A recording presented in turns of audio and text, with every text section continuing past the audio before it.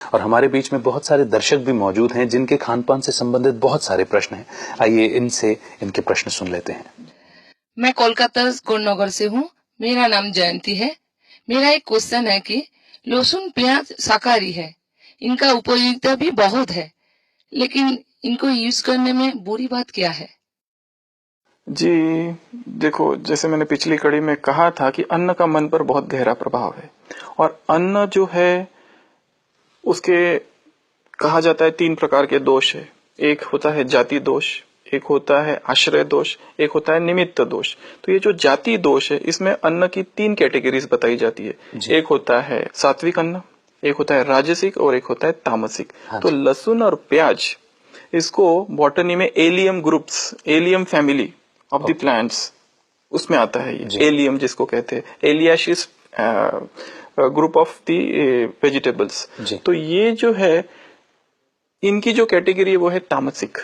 अभी जितने भी तामसिक अन्न है, जैसे ही हम ये तामसिक अन्न का सेवन करते हैं हमारे अंदर उसी तरह के भाव उत्पन्न होते हैं। राजसिक और तामसिक तरह के जो भाव है जिसमें क्रोध है, एग्रेशन है, या फिर बहुत ही आलस्य है, प्रमाद है, निद्रा है, ये इस तरह के निगेटिव फीलिंग्स हमारे अंदर आती है, निगेटिव एनर्जी हमारे अंदर एंट्री करती है। तो प्याज और लहसुन से इस तरह के, और आपने देखा होगा कि भारत में कितने सारे त्योहार है, कितने सारे व्रत यहाँ पर रखे जाते हैं। कभी आपने ये सुना कि किसी देवताओं के आगे कभी प्याज और लहसुन का भोग लगाया जाता है? कभी नहीं। कभी आपने ये देखा है कि कोई व्रत कर रहा है, कोई उपवास कर रहा है, और जब उपवास तोड़ता है पहले एक बार भोजन करता है, उस समय भी प्याज लहसुन का उपयोग नहीं करते। या कोई तीर्थ यात्रा में कोई जा रहा है तभी भी प्याज लहसुन का उपयोग नहीं किया जा सकता है। तो ये जो प्याज लहसुन है शरीर में जाते ही जैसे उत्तेजना उत्पन्न करता है। यहाँ हमारा लक्ष्य है राजयोग, जिससे कि हम आत्मा का शुद्धिकरण कर रहे हैं, जिसमें कि हम अपने विकारों को शांत कर रहे हैं, अपने चित्त को शांत कर रहे हैं। तो ये जो चीजें है जैसे आती है फिर से हमको देहभान में लाती है, बॉडी कॉन्शियसनेस में लाती है, जबकि हम लक्ष्य रख रहे हैं सोल कॉन्शियसनेस का। तो ये जो बातें है हमारे मन में ऐसे उद्विग्न, हमारे चित्त को उद्विग्न करती है, एजिटेटेड करती है, एग्रेशन लाती है।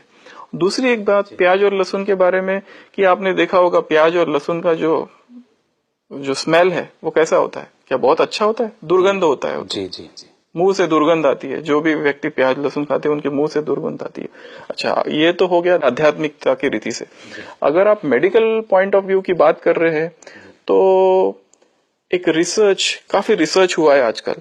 आप तो ये भी जानते हो कि मेडिकल तो कहता है ये बहुत अच्छा है। हाँ जी, आप कहीं इसके आर्टिकल्स भी आते हैं, परंतु हाल ही में बहुत सारे संशोधन हुआ है। उन्होंने ये भी देखा है कि ये अब तक की जो रिसर्च हुई है जो कहता है कि भाई गार्लिक हार्ट के लिए बहुत अच्छा है, ये अभी भी पूरा कंक्लूसिव नहीं है।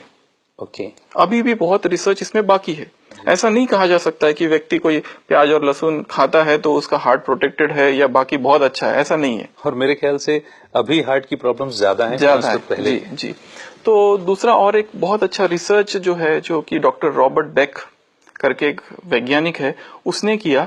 उसने स्टैनफोर्ड यूनिवर्सिटी में एक ये जो प्याज और लहसुन के ऊपर बहुत गहराई में इसके गया, इसमें काफी रिसर्च किया, और उसने पाया कि जैसे ये लहसुन प्याज शरीर में जाते हैं तो एक केमिकल होता है जिसको कहते हैं सल्फोनिल हाइड्रोक्सिल आयंस, ये रिलीज होते हैं। अब ये जो आयंस है, ये जो केमिकल है, इसमें इतनी शक्ति होती है कि हमारे शरीर में एक होता है ब्लड ब्रेन बैरियर, हर चीज जो हम खाते हैं ब्रेन में नहीं पहुंचती है। तो ये जो केमिकल है ये इस बैरियर को ब्रेक करके ब्रेन में जाता है और वहां पर कुछ टॉक्सिन्स रिलीज करता है, और उसके वजह से न्यूरॉन्स को बहुत हानि होती है।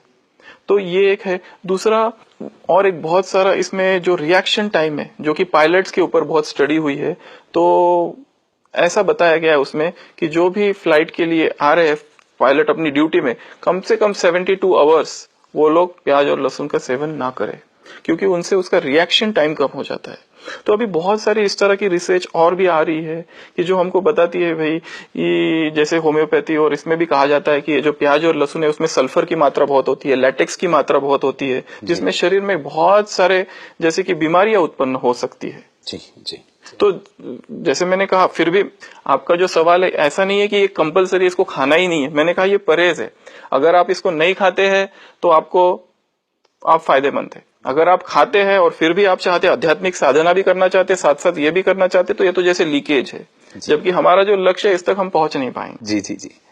तो दोस्तों, भले ही लहसुन और प्याज शाकाहार में माना जाता है, लेकिन कहीं ना कहीं वैज्ञानिक और आध्यात्मिक रीति से हमें डॉक्टर सचिन ने समझाया कि हमारे शरीर के लिए उपयुक्त नहीं है ये। और अंततः हम भी तो मन की शांति के लिए ही प्रयास कर रहे हैं सभी। पर डॉक्टर साहब, एक प्रश्न मेरा यहाँ पर और है कि कई लोग ऐसे हैं मेरे परिचित में, और आपने भी समाज